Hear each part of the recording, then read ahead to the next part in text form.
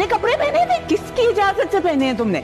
मैं तो बस वो पिक्चर के लिए किसी का ड्रेस पहन के खुश हो रहा है, तो उसका ये मतलब थोड़ी है कि इंसान उसको जान से मार कर। तुम उस लड़की के लिए मुझ पे चिढ़ो? मैं घर से उसको निकाल चुकी हूँ, यहाँ वो मुझे नजर नहीं आएगी। और मासूमा को जिस तरह नए नए और कीमती कपड़े पहनने का शौक़ होता है, ये शौक़ अब उसकी काफ़ी ज़्यादा इंसल्ट करवाने वाला है, क्योंकि जैसे ही वो रिहाम का सूट पहन कर खड़ी होगी, उसी वक्त रिहाम आ जाएगी और उसकी खूब इंसल्ट करेगी और कहेगी कि तुम्हारी जुर्रत कैसे हुई कि तुम मेरा सूट पहनो और मेरे कमरे में आओ। वो उसे धक्के देते हुए घर से बाहर निकाल देगी, जिसे लेकर तौकीर साहब भी काफ़ी ज़्यादा नाराज़ होंगे और कहेंगे कि एक सूट के लिए उस लड़की की इतनी बेइज्जती करने की क्या ज़रूरत थी, और तुम तो ऐसे बिहेव कर रही हो जैसे उसे कत्ल ही कर डालोगी।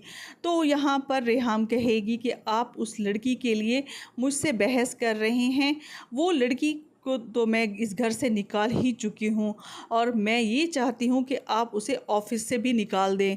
ऐसी लड़कियां एक बम की तरह होती हैं, वो किसी वक्त भी फट सकती हैं और कुछ भी कर सकती हैं। तो यहाँ पर तौकीर साहब उसकी बात से डिनाई कर देंगे और कहेंगे ऐसी कुछ बात नहीं है, मासूमा बहुत अच्छी लड़की है। लेकिन रिहाम को उसकी बातें बिल्कुल भी पसंद नहीं आएंगी।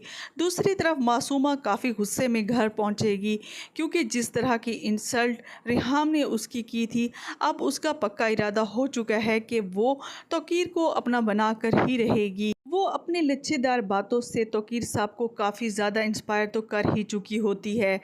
अब आइंदा वो उसकी हमदर्दियां भी बटोरने वाली है। जिस तरह की इंसल्ट रिहाम ने उसकी की थी, अब तौकीर साहब का उससे हमदर्दी करना बनता भी है। तौकीर मासूमा के घर आएगा और उसे रिहाम के किए की माफ़ी भी मांगेगा और साथ उसे कहेगा कि वो उसे शॉपिंग पे साथ ले जाना चाहता है, इसीलिए वो उसको उसकी पसंद के कपड़े दिलवाएगा। लेकिन यहाँ पे मासूमा इनकार करती है, लेकिन तौकीर साहब उसकी कोई भी बात नहीं मानते और इसे साथ ले जाते हैं। मासूमा अब पक्का इरादा कर चुकी है कि वो रिहाम से इस बात का बदला ज़रूर लेगी।